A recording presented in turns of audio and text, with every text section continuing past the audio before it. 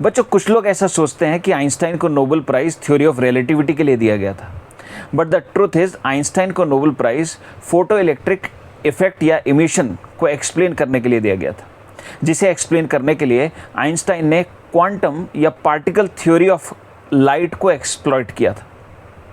जैसे light wave और particle दोनों नेचर एग्जिबिट करती है, उसी तरीके से पार्टिकल्स जैसे इलेक्ट्रॉन्स, प्रोटॉन्स ज़रूरत पड़ने पर वेव नेचर एग्जिबिट करते हैं। यानी कि पूरी कायनात एक्चुअली डुअल नेचर एग्जिबिट करती है। Dual nature of matter and radiation नाम के इस चैप्टर में हम इन्हीं एस्पेक्ट्स को टच करते हैं। आइए सबसे पहले जान लेते हैं इस चैप्टर के इंपॉर्टेंट टॉपिक्स क्या हैं। बच्चों सबसे पहली इंपॉर्टेंट चीज़ है प्लैंक्स क्वांटम या फोटोन थ्योरी, जिसमें प्लैंक ने लाइट को पार्टिकल या फोटोन की तरह प्रपोज करके उसकी एनर्जी, उसके मोमेंटम और उस पार्टिकल के काइनेटिक मास के एक्सप्रेशंस दुनिया को प्रपोज किए। ये आपको मालूम होने चाहिए। दूसरी इंपॉर्टेंट चीज़ है रेडिएशन प्रेशर। लाइट जब किसी सरफेस पर इंसिडेंट होती है तो जैसे कोई भी पार्टिकल्स फोर्स या प्रेशर लगाएंगे तो लाइट भी फोर्स या प्रेशर लगाती है। इस प्रेशर को रेडिएशन प्रेशर बोलते हैं। डिपेंडिंग ऑन सरफेस रिफ्लेक्टिंग है, एब्जॉर्बिंग है या पार्टली रिफ्लेक्टिंग है।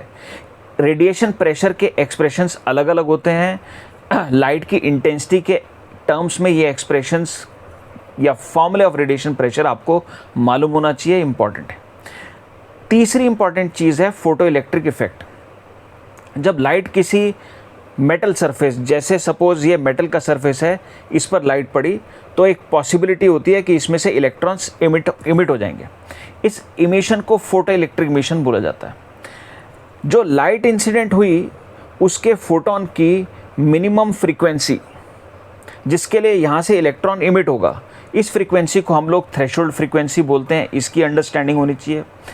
इस मेटल सरफेस से इलेक्ट्रॉन को इमिट कराने के लिए जो मिनिमम एनर्जी की रिक्वायरमेंट है उसे मेटल का वर्क फंक्शन बोलते हैं। ये वर्क फंक्शन का कॉन्सेप्ट आपको क्लियर होना चाहिए। नेक्स्ट फोटो इलेक्ट्रिक इफेक्ट में दी मोस्ट इंपॉर्टेंट चीज़ है आइंस्टाइन्स फोटो इलेक्ट्रिक इक्वेशन। जब इस मेटल सरफेस पर लाइट पड़ेगी, इलेक्ट्रॉन बाहर आएगा।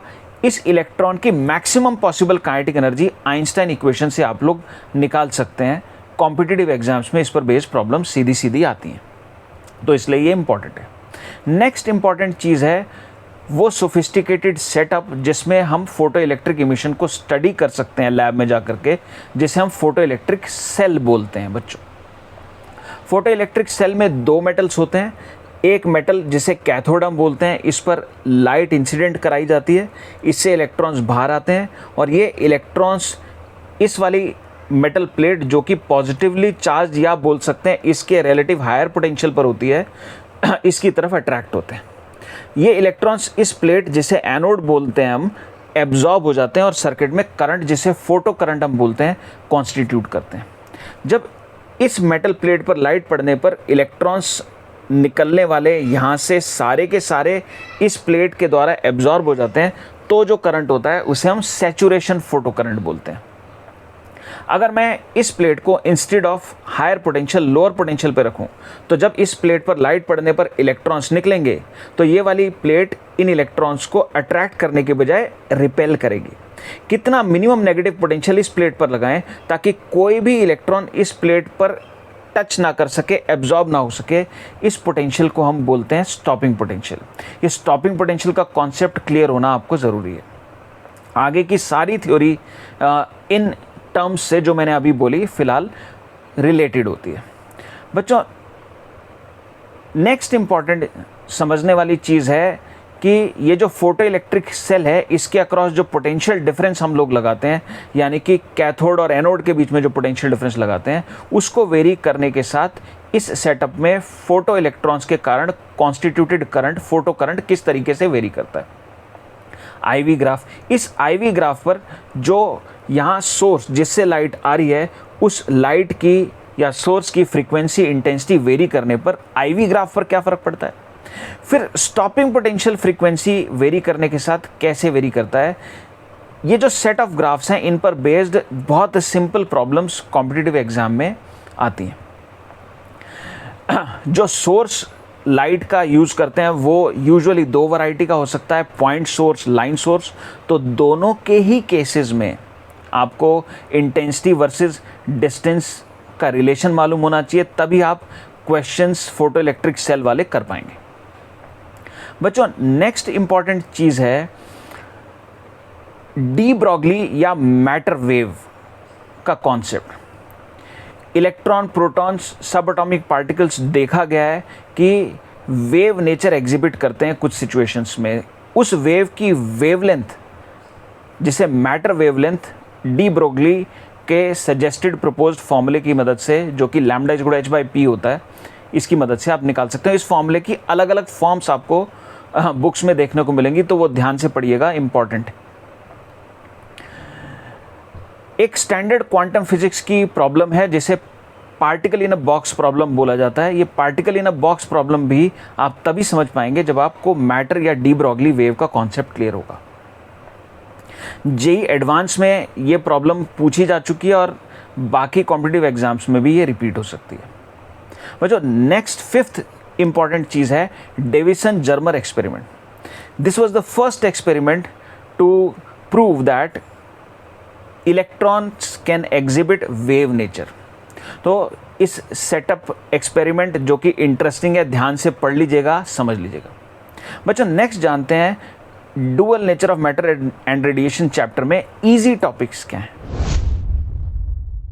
पहला इजी टॉपिक है आइंस्टाइन्स फोटो इलेक्ट्रिक इक्वेशन, जिसमें इलेक्ट्रॉन की maximum kinetic energy, maximum speed, stopping potential, metal का वर्क फंक्शन, इन सब से रिलेटेड बहुत सिंपल प्रॉब्लम्स आपसे पूछी जाती है। सेकंड इजी पोर्शन है फोटो इलेक्ट्रिक सेल से रिलेटेड वेरियस ग्राफ्स, जैसे कि saturation current versus intensity graph, current versus anode potential graph. इस ग्राफ पर frequency and intensity of source का क्या फर्क पड़ता है, ये जानना जरूरी है। Stopping potential versus frequency graph, etcetera. Third portion है मैटर वेव्स या डी ब्रॉगली वेव्स, जिसमें सीधे सीधे फॉर्मूला बेस्ड क्वेश्चंस आप एक्सपेक्ट कर सकते हैं। नेक्स्ट, डुअल नेचर में हम जान लेते हैं डिफिकल्ट टॉपिक्स क्या हैं। बच्चों, पहला डिफिकल्ट टॉपिक है photo electric emission with bichromatic and multichromatic light, जिसमें खासतौर पर अगर वेव के electric field, magnetic field component की इक्वेशंस दी हो rather than giving wavelength and frequency, तो बच्चे और कंफ्यूज हो जाते हैं क्योंकि इलेक्ट्रोमैग्नेटिक वेव ढंग से नहीं पढ़ा होता। दूसरा डिफिकल्ट टॉपिक है radiation force calculation in case of curved surface और in case of oblique incidence, जिसमें कई बार हमें एलिमेंट लेकर के पहले उस पर फोर्स कैलकुलेशन करनी होती है और इंटीग्रेट करके कंप्लीट सरफेस पर फोर्स निकाल पाते हैं, तो मैथमेटिकली थोड़ा चैलेंजिंग हो सकता है। तीसरा डिफिकल्ट पार्ट है डेविसन जर्मर एक्सपेरिमेंट। बच्चों, नेक्स्ट जान लेते हैं इस चैप्टर में अच्छा परफॉर्म करने के लिए प्री रिक्विजिट क्या है। तो मेरी अंडरस्टैंडिंग में एक ही मेन प्री रिक्विजिट है कि आपको इलेक्ट्रोमैग्नेटिक वेव और वेव की गुड अंडरस्टैंडिंग होनी चाहिए, जिसमें आपको वेव की इक्वेशन मल्टीक्रोमैटिक, मोनोक्रोमैटिक, कैसी भी वेव हो, अगर उसकी इक्वेशन दी हो तो उसके कैरेक्टरिस्टिक्स, वेवलेंथ, फ्रीक्वेंसी वगैरह डिड्यूस करना आपको आना चाहिए।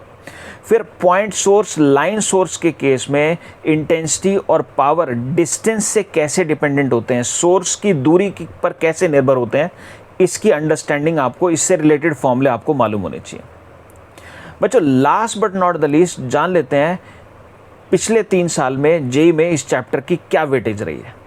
जेईई में 2021 में 4 to 8% की वेटेज, 22 में 4% और 23 में अगेन 4 to 8% की एवरेज वेटेज इस टॉपिक की रही है। जेईई एडवांस के पिछले 3 सालों में लगभग 3% की वेटेज इस टॉपिक की रही है। बच्चों, केमिस्ट्री में भी इस टॉपिक से क्वेश्चंस पूछे जाते हैं, तो इसलिए ये टॉपिक बहुत ही इंपॉर्टेंट माना जाता है। कहीं ना कहीं आपको ये टॉपिक अच्छे से प्रिपेयर करने का जेईई मेन और जेईई एडवांस में पक्का फ़ायदा मिलेगा, तो इसे अच्छे से तैयार कर लें। All the best.